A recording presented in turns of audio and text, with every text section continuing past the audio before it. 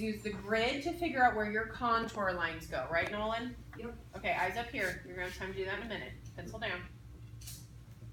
Thank you. So the contour lines are the outlines. So my suggestion for you is always to start with the bigger shapes first. Would it make sense for you to try to draw the eyelashes and then figure out where the nose was? No, right? You're gonna draw the eyeball first and put the eyelashes on later, and then once you know where the eye is, that will help you with where the nose goes, correct? So what's the biggest shape that you have? Yeah, your head itself, right? So remember that the outline of your face is probably where you want to start, and then this line here, Georgia, is different than this line here.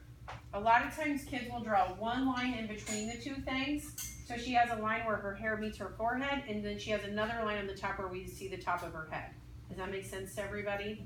Because we can see some of your hair. Unless you're going like this, we can see the top of your head. So make sure you draw this line and this line, right? What's the next biggest thing? What are the other big shapes besides your head? What else do we see? Mouth. Too small. Yes. Is your hair? Yep. Neck and Matthew. Maybe your nose. No. Glasses. Shoulders. Nope. And Skylar, you said hands. So those are your biggest shapes first, okay? Then what would be my medium-sized shapes? Where would I go next? Yes, Matthew? Glasses. Don't do glasses till the very end. Oh. You're not wrong on the size of them, but I'll tell you why. Okay, we've already done our head, our neck, our shoulders, our hands if we see them. So now we go into our face. Now, I think it's easiest if you start with your nose first, okay? Because where does your mouth go? Right below. How far below your mouth is your, how far below your nose is your mouth? Right, you guys all feel that? Top, bottom of your nose, top of your mouth. So if you know where your nose goes, you know that your mouth is about 1 finger width below your nose, okay? A lot of times kids try to draw their mouth down in their chin. That's not where it goes, okay? Then, if I go like this, everybody trace your eyebrow to your nose line. You guys all feel that? So if I go eyebrow to nose line, where do my eyes sit? Right? It kind of makes that little nook for where your eyes go. So if you know kind of where the top of your nose is and where this little brow line is, then you can figure out where your eyes go. Make sense? Another trick that you guys can use as you go to draw. If I'm looking directly at you, my head is straight up and down. Are my eyes parallel to each other, or do they go like this? Parallel. Yes. And then my nose is parallel to my eyes, and my mouth is parallel to my nose. You guys see that? Now, what happens if I turn my head? Still parallel. Everything is still parallel to each other, right? So pay attention if you have a slight angle or not. The other thing I see happen a lot, kids use this middle line to divide their face in half. On Reagan, it's not exactly the center line. Her face is a little off to the side. So be careful you're not trying to use that center line on your page for the center line of your face. It might not be where you're at. If your head is turned ever so slightly, sometimes I'll take a pencil and I'll connect that line. So her head is slightly turned. I made a line from her outer eye to inner eye to inner eye to outer eye, and the parallel line to her nose and the parallel line to her mouth. So you see these 3 lines right here?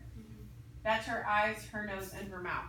So then I did the same thing on the page. See it? So I connected her eyes, and then I had her nose and her mouth, so I can make sure that all of those things were together.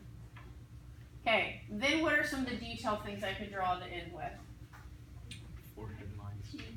Wrinkles, teeth, dimples, Matthew. Glasses. Glasses. If you draw your glasses last, you know right where they go because you have your nose, and you'll probably have your, we didn't talk about this yet, your ears drawn.